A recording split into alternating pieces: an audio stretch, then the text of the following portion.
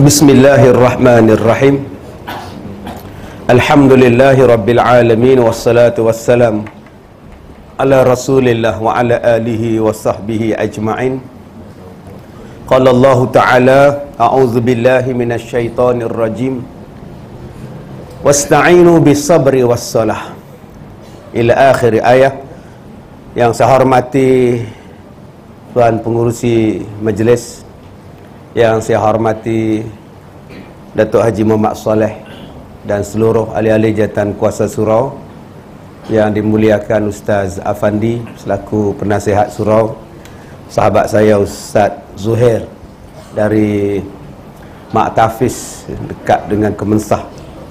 Kalau tuan-tuan dulu-dulu selalu mendengar CD ceramah-ceramah saya yang dirakamkan di Kemensah Heights dekat dengan Zoo Negara.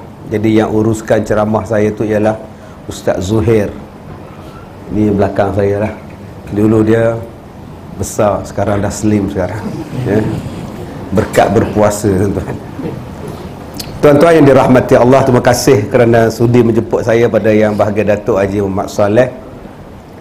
Dan walaupun tarikh yang diberi ni singkat 2-3 hari je, tapi dapat tuan-tuan berkumpul sampai di bawah dia pun ramai tak boleh naik. Jadi duduk silalah di bawah tu. Dan saya pun tak panjang malam ni sebab saya nak ke Johor. Besok pagi 9 pagi saya ada di Pasir Gudang Johor. InsyaAllah mudah-mudahan ceramah kita ni kita habis awal dalam pukul 12 gitu, insyaAllah ya. Baik, tuan-tuan yang dirahmati Allah, kita, Allah Ta'ala sebut di dalam surah Al-Mulk, Allah Ta'ala sebut di dalam surah Al-Kahfi tentang dua perkataan yang hampir serupa. Allazi khalaqal mauta wal hayata liyabluwakum ayyukum ahsanu amala. Iaitu dalam surah Al-Mulk, dialah yang menjadikan mati, menciptakan mati dan hidup, supaya dia mengetahui di kalangan kamu siapakah yang paling baik amalan dia. Kemudian Allah Ta'ala sebut pula dalam suratul Kahfi ayat 7 ayat 8, Allah Ta'ala sebut tentang ya, inna ma ja'alna fil ardi zinatan laha linabluwahum ayyuhum ahsanu amala. Dan Allah Ta'ala jadikan apa-apa benda di atas muka bumi ni, ma'alal ardi zinatan laha, apa yang ada di atas muka bumi ni perhiasan kepada kita semua. Untuk apa? Linabluwahum, supaya kami mengetahui di kalangan mereka siapakah yang paling baik amalan mereka. Jadi rupa-rupanya tuan-tuan, Allah Ta'ala ni dia bukan tengok yang terbanyak, dia bukan tengok yang tercantik, dia tengok yang terbaik, tuan-tuan. Apa amalan kita yang terbaik? Dia tak sebut pun yang tercantik. Kalaulah yang tercantik disebut, yang paling awal masuk syurga ialah yang paling cantik di kalangan kamu. Rasa makcik-makcik kat belakang tu last sekali makcik oi. Nah, Aishwarya Rai masuk awal sekali. Paling awal dia lah.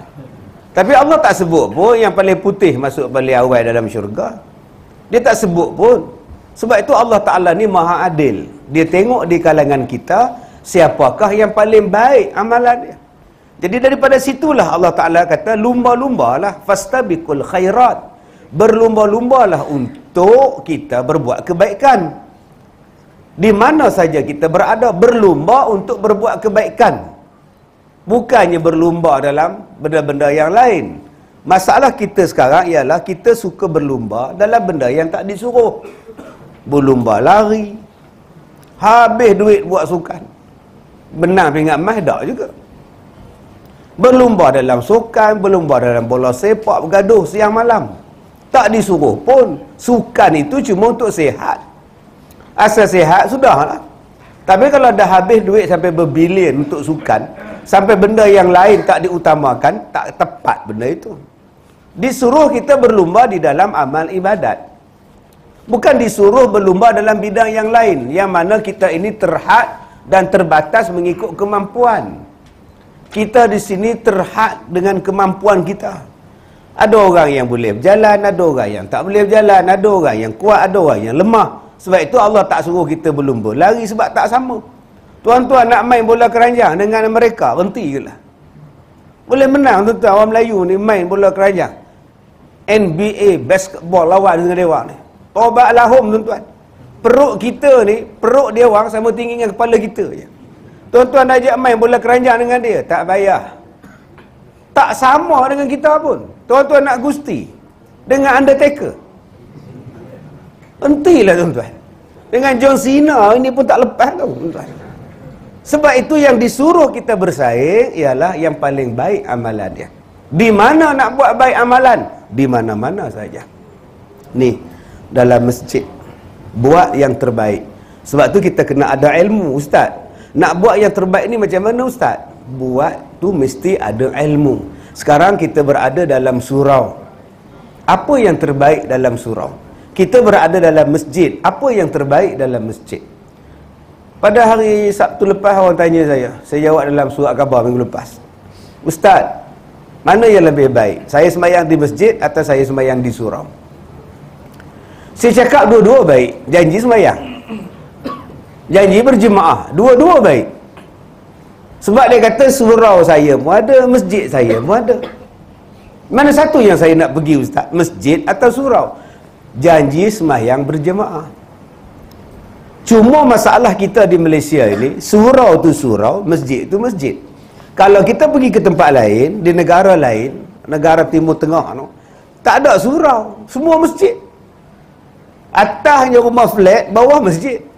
Kita di tuan-tuan, surau mengalahkan masjid besar dia, tetap surau.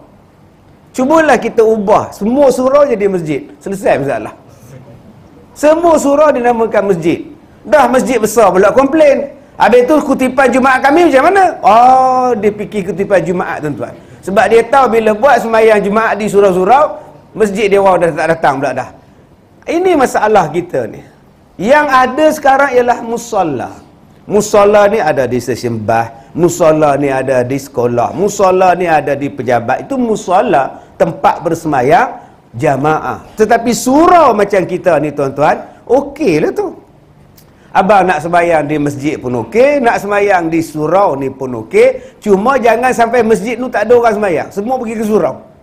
Tok Siak, Tok Bila, pengurusi, semua pergi ke surau. Masjid tak ada siapa yang datang. Yang tu salah pula. Kena hidupkan di masjid, kena hidupkan di surau, dua-dua bekerja sama. Baik. Jadi tuan-tuan yang dirahmati Allah, bila sampai di masjid, bila sampai di surau, ustaz, dalam taman saya ada 5 surau, ustaz.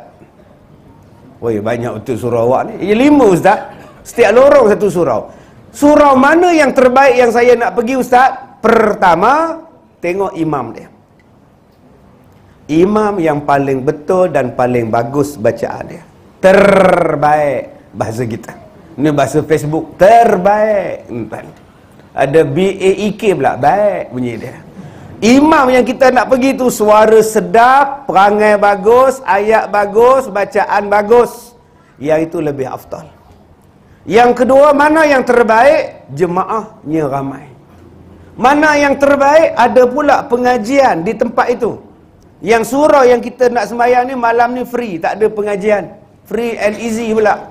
Maka kita pergilah ke surau sebelah lagi. Aku nak sembahyang jemaah di sana sebab ada pengajian di situ. Itu kalau kita nak pilih mana surau yang terbaik yang kita nak pergi. Hari ni orang pilih mana surau yang terbaik aku nak pergi, mana yang ada aircon. Itu tuan-tuan yang nak faham. Tak faham sudah. Surau sana panas, berpeluh sampai ke ketiak aku tak tahan aku. Surau tu bagus. Aircon bro. Aircon. Tapi imam dia slow lah. Engkau tolak tepi lah imam tu, janji aircon kata dia. Ini keutamaan sekarang ialah aircon pula tuan-tuan. Okey. Satu. Terbaik. Bila dah sampai di surau, di tempat solat, apa pula yang nak jadi terbaik? Ni, yang duduk di hadapan, nama dia imam. Jadilah imam. Yang terbaik ialah orang yang jadi imam tu, duduk di hadapan. Usahalah abang-abang untuk jadi imam. Akak-akak tak payah, duduk belakang. Jangan akak pula angkat tangan. Kami mencadangkan Ustazah Rogayah jadi imam, mewakili wanita. Tak payah akak. Kalaulah akak jadi imam, tak rukuk lelaki dia. Yang mana faham, faham. Tak faham sudah. Kalaulah imam tu perempuan, imam tu sujud, makmum lelaki begini, tengok tuan. Ni tengok, tak ada rukuk-rukuk makmum tu. Yang sah nombor 2, panjang tengkuk tu, siap tengok lagi begini. Sebab tu Allah dia tak bagi akak ni jadi imam pada kami orang lelaki-lelaki. Cukuplah akak tu jadi imam pada orang perempuan. Nombor 1, berusahalah yang terbaik untuk jadi imam. Sebab kita daripada muda sampai ketua, asal tolak jadi imam batuk, asal batuk orang tolak. Padahal tadi masa nak naik tangga punya riuh nyembangnya. Oh, masa nak naik tangga aku semalam punya kuat gelaknya. Tengok-tengok imam cuti. Elok sangat Din kamu sampai Din. Ganti imam. Batuk serta-merta tuan-tuan. Tak ada suara. Tadi je. Cubalah kita usahakan diri kita tuan-tuan menjadi yang terbaik, menjadi imam. Ustaz, Imam Effendi dah ada Ustaz. Takkan nak rebut jawatan dia Ustaz? Kalau gitu, engkau rebut jawatan muazzin. Muazzin. Muazzin ni pula Ustaz, ada 2 Ustaz. 1 minta duit, 1 free of charge. Ikhlas lillahi ta'ala kata dia. Yang ikhlas ni pula bang, kalau orang dengar, orang tidur balik. Allahu Akbar, Allahu Akbar. Engkau orang tak payah bagi elang, saya ikhlas ya. Allahu Akbar, Allah. Imam yang bangun tu boleh tidur balik subuh tuan-tuan. Ada satu lagi Bilal, bangnya begini. Tapi dia kata engkau orang kenalah bayar. Elang saya tak banyak pun 1,200 cukup lah. Saya tambang nak pergi naik motor ulu halik lagi tak ke saya, dia pula gaji % sangat. Tapi banknya sedap. Banknya sekali dia azan, Masya Allah, naik bulu roma ni. Segala bulu naik, bukan kata roma je. Bergegar segala orang. Bangun orang datang sebab nak tengok. Allahu Akbar, Allahu Akbar. Bangun. Tutup kedai depan tu. Sebab nak semayang. Oh, bang dia menarik tuan-tuan. Tapi dia minta elang Ustaz. Yang ini ikhlas. Engkau orang tak bayar, aku tak apa, aku sanggup. Apa lagi aku cari? Aku pencen dah ada, beri tu tak ada. Apa lagi engkau cari, kata dia.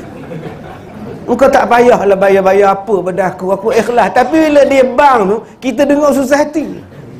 Hayya 'alas salat. Sudah tuan-tuan. Maka kita ambillah yang terbaik, yang berbayar. Walaupun berbayar, tapi banknya itu menyedapkan orang, jatuh hati orang, ambilnya dia. Terbaik jadi Bilal. Tuan-tuan tahu tak, orang yang paling cantik di hari kiamat ialah Bilal. Muazzin paling cantik. Paling panjang tengkuk manusia di hari kiamat ialah muazzin. Ada kata, ada kecantik tengkuk panjang. Dia macam zirapah kata dia. Ayo tuan-tuan balikkan, buka lagu Fatimah. Mana pengurusi majlis? Ni kaki 60-an macam tuan-tuan.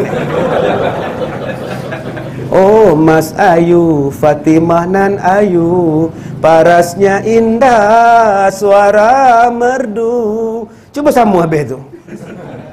Lehernya jinjang. Nampak tak? Ramli sebut tu, leher jinjang. Matanya cantik, leher jinjang. Jinjang tu maknanya tengkuk panjang. Orang yang cantik ialah orang yang leher jinjang. Jadi tuan-tuan, orang yang muazzin ini di hari kiamat, lehernya paling jinjang. Dia yang duk panjang tengkuk dalam dunia sekarang. Batu, daun, pasir itu akan jadi saksi di hari kiamat bahawa dia ni pernah memanggil orang datang sembahyang. Sebab tu tuan-tuan, belajarlah untuk jadi imam. Tak boleh jadi imam, belajarlah untuk jadi Bilal. Tak boleh jadi Bilal pada surau masjid. Bilal di rumah pun jadilah. Ini ribut peti di rumah abang, azan abang. Azan abang, oh ribut peti ni, mudah-mudahan berhentilah kilat tu abang. Oi. Dia pergi bang tuan-tuan. Allahu Akbar, Allah. Itu takbir raya bang. Lah, panik tuan-tuan. Nombor 3 Ustaz, bila dah ada Ustaz, apa lagi saya nak buat? Engkau rebut saf paling hadapan. Terbaik saf yang paling hadapan. Subhanallah. Ini 3 tempat yang kita kena cari bila kita datang sembahyang. Pertama, imam, udah ada Ustaz. Bilal, udah ada Ustaz. Ni saf kosong ni. Mana ada orang cuk? Imam ada orang cuk. Senarai imam di bawah tu cuk. Imam Dola, Imam Din, Imam Mahdi. Ada di bawah tuan-tuan. Bilal di bawah pun dia tulis. Tapi saf yang pertama, ada tak dia tulis? Saf pertama, Haji Mat, Pak Mat Tempe, Usop Sontorion. Ada? Tak ada tuan-tuan. Siapa datang awal, engkau dapatlah saf yang pertama. Itu yang terbaik. Subhanallah. Besarnya pahala ustaz? Ya, pahala yang paling besar. Sebab Allah nak tengok di kalangan kita, ya siapa yang paling baik amalan. Allah nak bagi syurga. Ada orang yang datang awal, tapi dia tak nak rebut sah depan. Dia suruh orang ke depan. Dia duduk kat belakang. Penuh kan? Penuh kan depan. Penuh. Dia tak ada masuk-masuk, dia duduk kat pintu tuan-tuan. Itu namanya konduktor bas tuan-tuan. Penuhkan dalam, penuh lagi. Dia haram penuh tuan-tuan. Senang dia nak tunggu dekat pintu, senang dia turun. Tambah-tambah bulan Ramadan. Ada jenis macam itu. Bila buka puasa, Datuk Soleh pula umum pula. Tuan-tuan ya, untuk Ramadan pada tahun ini kita buka puasa dengan makan kurma dulu dan kita minum air, lepas tu kita sembahyang maghrib lah. Selepas itu baru kita turun untuk menikmati jamuan nasi lah. Jadi harap pada kerjasama semua jemaah harap faham lah ya. Sudah tuan-tuan. Masa tu dia buka puasa tu, dia makan kurma, dia nampak ayam masak merah, daging masak kurma, nasi biryani, nasi beri penakut, semua ada. Waktu dia makan tu, ramai pula malam ni. Cukup ke? Nampak tuan. Bila dia sembahyang maghrib, apa jadi pada dia? Tak khusyuk tau. Sah depan tak khusyuk. Ramai lah pula. Aduh.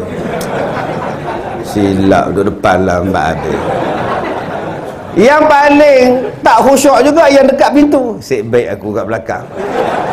Habis turun, habis sembahyang turun, lambat habis. Yang paling khusyuk dan tenang tu imam. Takkan dia orang tak simpan. Bukan ustaz pendek lah, ustaz lain ni. Ni di Afrika ni tuan-tuan.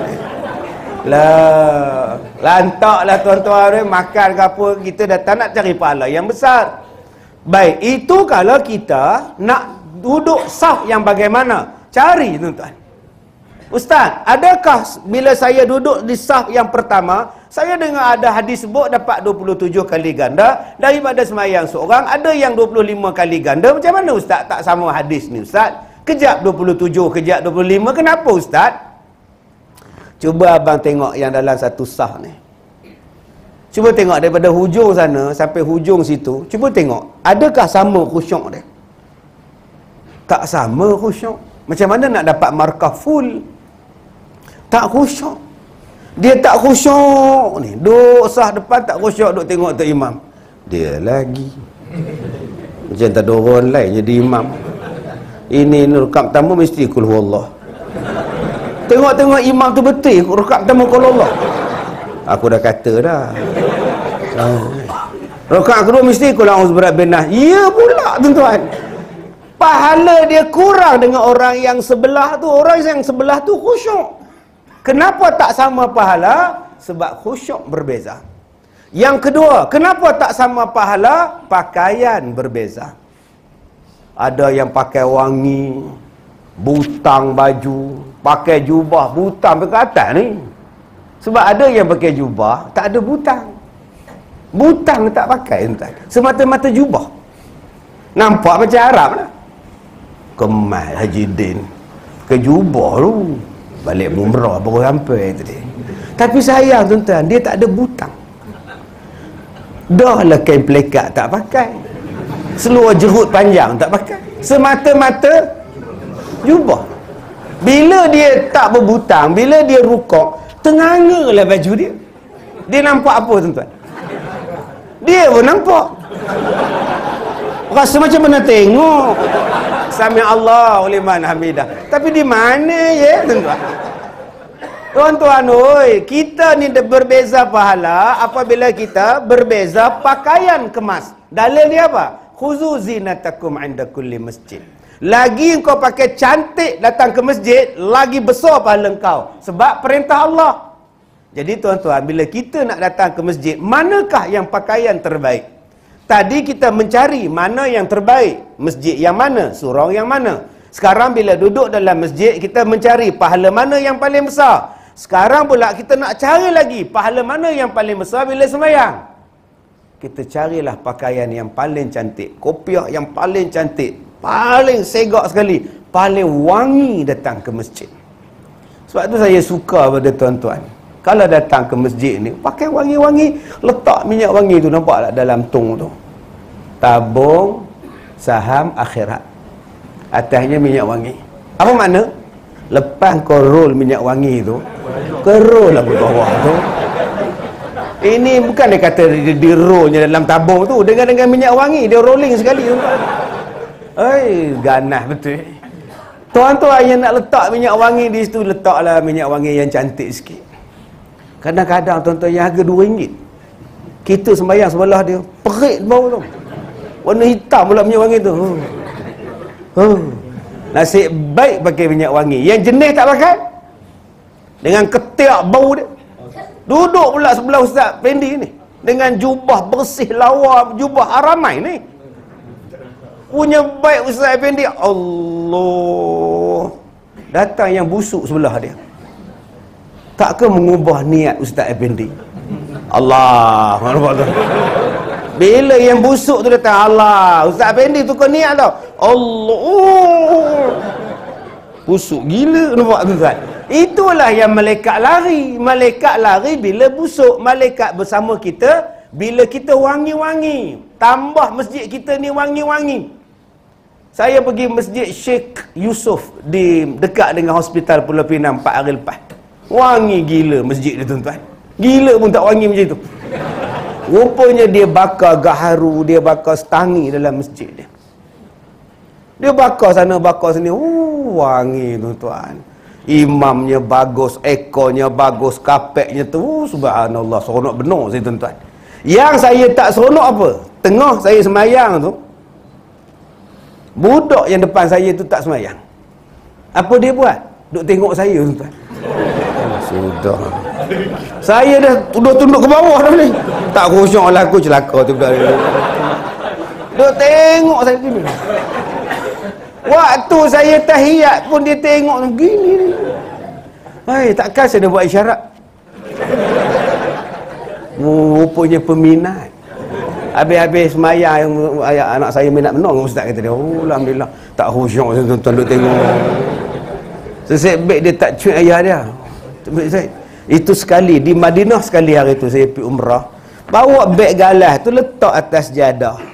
Bila letak atas jadah, anak tu Arab tu pusing, lari. Lalas dia berhenti kat beg galas saya tu, beg sandang tu. Oh sudah. Dia berhenti, dia duduk pusing tengok gambar pasport, gambar, dia tengok muka saya. Buatnya dia buat lari, beg aku ni mampu. Rasa nak pijak je beg saya tuan-tuan. Jadi abang-abang nanti kalau pergi Madinah ke Mekah, dia harap ke semayang beg sandang tu, beg sandang sini tuan-tuan. Jangan letak di bawah. Datanya tok Arab ni bawa anak buah-buah pula tu. Berlari, tak khusyuk kita. Yang membezakan pahala kita ialah khusyuk. Sebab tu ada orang kata, ustaz saya semayang khusyuk. Oh gitu tu Haji, saya bunyi ambulans lantak ke apa ustaz saya, Allahu Akbar, khusyuk betul sembahyang aku. Itulah tak khusyuk bang.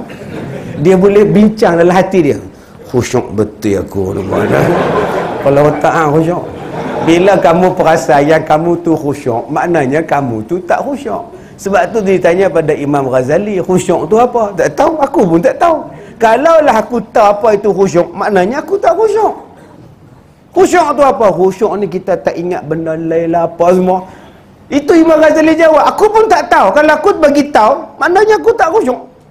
Jadi tuan-tuan ni yang membezakan pahala kita ialah, satu apa dia? Khusyuk. Dua, pakaian kita. Ketiga, kita punya bacaan kita. Ada orang yang baca laju. Rabbighfirli warhamni. Beza dengan Rabbighfirli warhamni wajburni. Ada yang baca laju-laju. Subhana rabbil alam, subhana rabbil alam. Walaupun sah yang pertama, tak sama dengan orang sebelah. Yang sebelah baca tertib, yang kau baca gelang kabut, tak sama pahala tuan-tuan. Belum masuk lagi pergerakan. Sebab tu tuan-tuan, lepas ni kita nak semayang berjamaah, kita buat yang terbaik, bacaan yang terbaik, pergerakan yang terbaik, pakaian yang terbaik, wangi yang terbaik, duduk pada sah, rapatkan yang terbaik, maka Allah Ta'ala suka pada yang terbaik begitu. Yang pertama, solat, cari yang terbaik. Turun ke bawah pula. Saya tadi nak naik di atas, orang sembahyang atas tangga. Mana sembahyang maghrib ni. Turun ke bawah, orang sembahyang pula dekat tempat rak kasut tu. Manalah aku nak sembahyang ni, penuh sesak pula surau ni. Saya pun ngintai kat tingkat bawah. Rupanya ada jamuan makan. Oh, subhanallah. Ni dia orang makan, kalau aku makan pun masalahnya. Kan? Cuk-cuk tapi tak boleh. Tuan-tuan cuba tengok.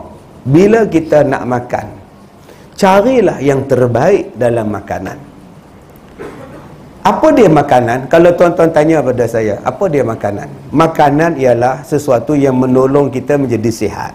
Makanan ialah sesuatu yang membantu kita buat ibadat. Itu tujuan diadakan makanan.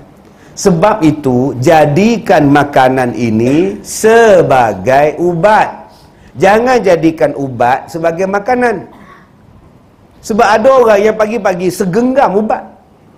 Sakit jantung, kolesterol, cair darah, pekat darah, darah tinggi, kencing manis, kena kencing. Banyaknya ubat. Subhanallah. Segenggam sekali makan.